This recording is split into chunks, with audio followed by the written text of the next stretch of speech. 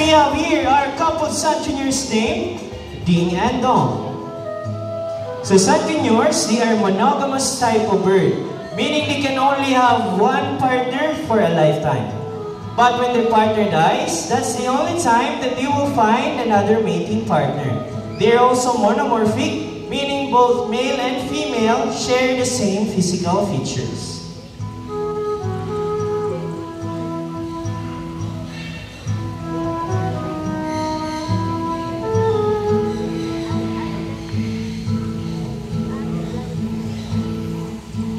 Sana all, they're taking their time. Thank you so much, Ding and Dong. And thank you so much, ma'am. You can now take your seat. For our last volunteer, I need an adult volunteer with a money or a paper bill. So I need an adult volunteer with a money or paper bill. Raise your hands if you want to volunteer.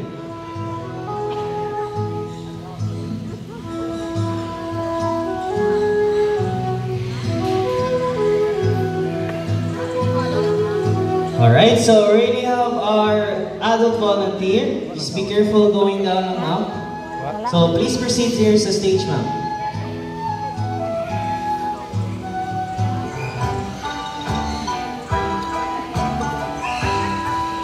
Left side, ma'am.